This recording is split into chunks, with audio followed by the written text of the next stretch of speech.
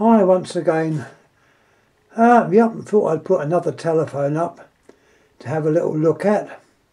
Here we have perhaps the earliest form of Starlite. This phone in fact wasn't even called Starlite at the time. We'll have a look on the base what it says later. But it's monophone number,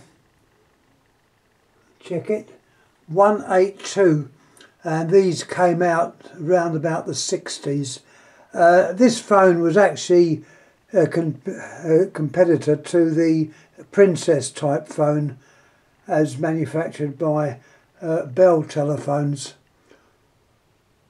This phone was manufactured by, as I said, Automatic Electric. And once again, have a look at the dial. That little space there, that tells you it's an automatic dial. Before I turn it over and look inside, it's got two leads. You've got a mains power lead. This is obviously the American main, so it's 110, 120 volts. You've got a 4-prong plug, which was used in the States a few years ago, perhaps more than a few years ago. All in immaculate condition. The handset is typical of that used by Automatic Electric. It's very, very similar to the normal American handset. I won't unscrew the thingies. On there was the label there which I've kept on there. So the previous owner had those numbers, which is quite a sensible thing to do. And this of course was in America.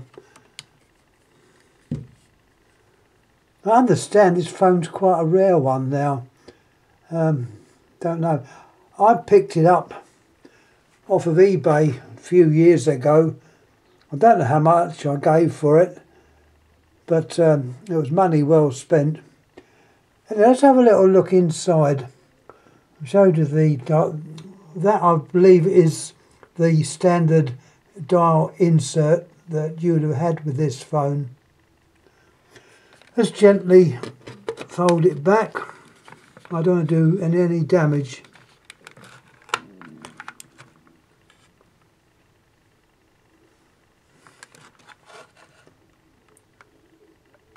There's the dial. And once again, it is a typical Automatic Electric dial. Well made. And of that pattern, you've got your two sets of spring sets, your pulse springs and your off normals. Those two black wires that you see there, they connect up to the number ring, or the numbers that shows up. And in the earlier days, although it's not working now, the electric power, which goes via a little box, and you've got a potentiometer there for the brilliance. It reduces the voltage to a very low voltage or low current, and it makes the dial glow. Unfortunately, reminiscent of our trim phones, age has come into it and they no longer work. Great pity, but there we are. That's something that we haven't got now on that. Now we'll also notice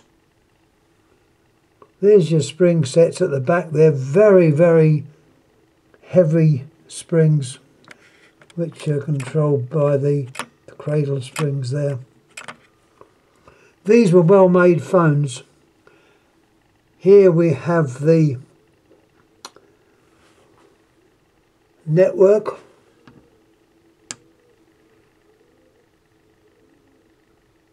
And on the other side, see, this is actually, normally the induction cord would probably be in with the network, but here they were separate. There's your induction coil.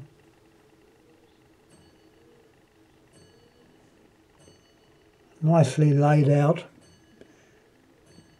all with sensible screw type terminals and little spades that go in there to be fastened down. So they're well made, also nicely colour coded as well. What else have I got to say? Yeah, I mentioned the potentiometer. All the high voltage, we call it high voltage, 110 volts, all under this part underneath, so they're well out of the way from getting connected to any of the actual phone wires. These were, and I say, I'll turn it over and have a little look at the base and see what it says. Oh, also, before I do, for those with sharp eyes, what have you noticed this hasn't got? It hasn't got a bell or a ringer. So these were made without a ringer. So if you were going to have this installed somewhere, you would need to have an extension bell. Perhaps the later ones did incorporate a bell. We can check the later ones. I have got some of the later ones and some from foreign lands. Anyway, as I stated, these, let me turn it over and I'll show you what's on the base. The same old problem with only one set of hands. So gently turn him over, and there we are. There's the adjuster up there, you can see, with the milled edge. There's the actual label. It looks like it possibly 61. You've got 16116. And all the other information there. Automatic electric. It's got the voltage of the which it would plug into to hopefully light it up, but as I say, it doesn't in this case. It's well used. There's a warning there also. As I say, 110 volts is well, okay, it could kill you. If you were to lay in a bath of water and touch the live or the hot side, yeah, it wouldn't do you any good. That is definite.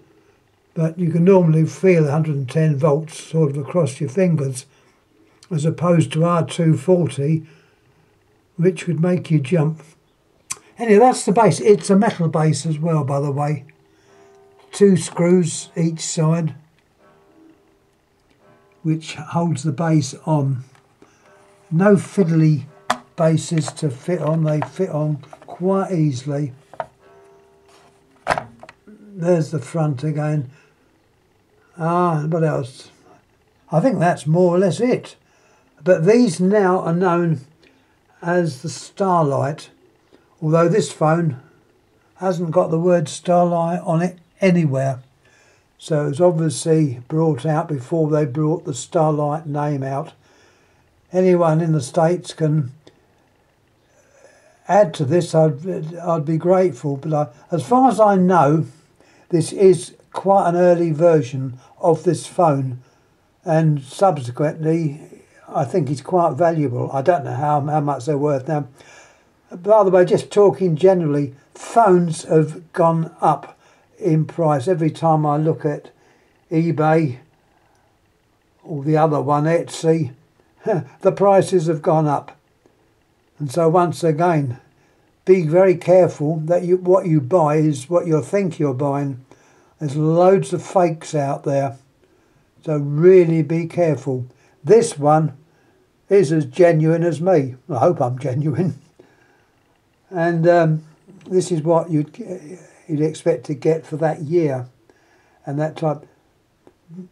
Fully working, with the exception of the lighted dial, but that's not a fault of mine, that's a fault of and I dominate, getting older. And let's face it, we're all getting older.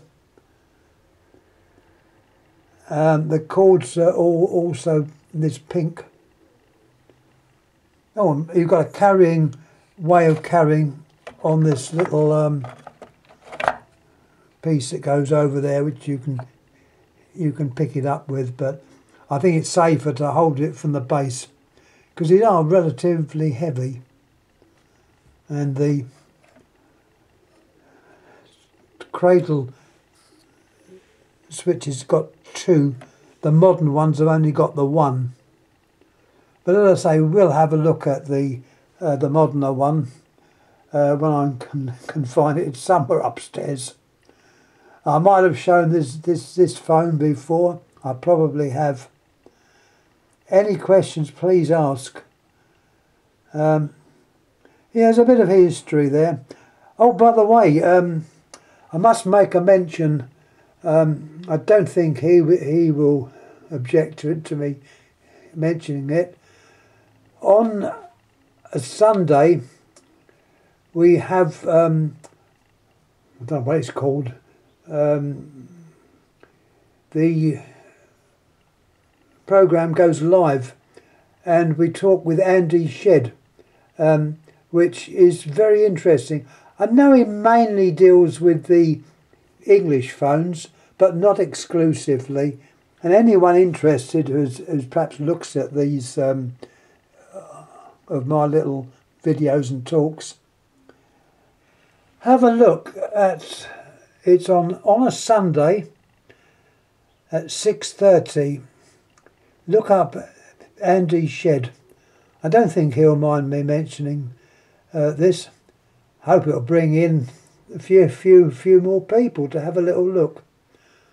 And as I say, he has some interesting items. He visited another collector last week, and he had some very, very nice phones. Not all English though, but there were some American ones there.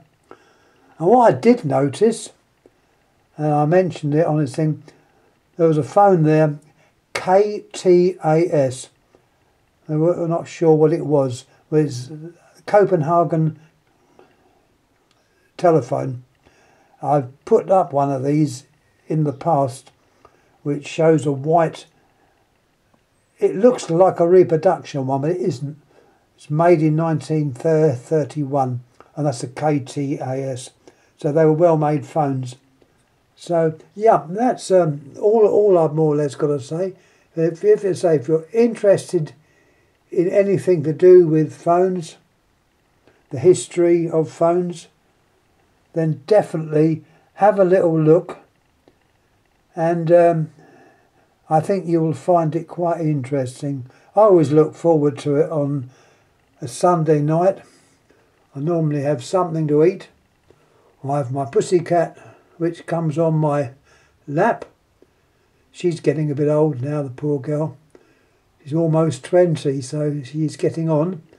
But she's still with me.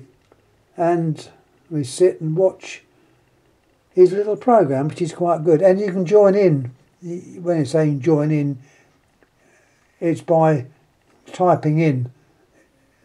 It's not by voice, but it's typing in, which is quite good. And you get various comments. Anyway, I thought I'd give it a mention because it's quite good. And yeah, anyhow, that's all I've got to say on this Starlite phone. They were supplied to be used in other places in the world. I think I've got a couple upstairs which were used elsewhere, but they're always under the Automatic Electric Company, which, as I said, was started by an undertaker, Alwyn Strowger. And yeah, I started quite a lot. He also, incidentally, and I haven't got one of these, he made the fat, or was it the Fat Belly? Yeah, it was a very early automatic phone, which is quite well, it's not popular because they're quite rare, If you ever get a chance to see one of those, pot belly, I'll get it right in a minute, pot belly. And in fact, a friend of mine, before he was murdered, had one of these phones, and he had it in pride of place on his mantelpiece. And his collection of phones and pinball machines were outstanding. I've never seen a collection like his since, and probably never will. He did have some beautiful stuff. What happened to them? No one seems to know. It was tragic that he was bumped off by his wife's boyfriend, and that must have been in the 60s. He lived near Kingston, Thames Ditton. Great pity, but he did have a very, very vast collection of phones. And I bought a couple of phones from him. I got one of my candlesticks from him. So it was quite good. Anyhow, I'm going to stop rabbiting. Any comments please make. As you know, I do like to add a few little anecdotes in. And as I say, if you get a chance to have a look at 6:30, that's English time, 6:30 on Andy's Shed, and I think you'll be more than impressed. Anyhow, thanks again for watching. Any comments please make. Thank you again.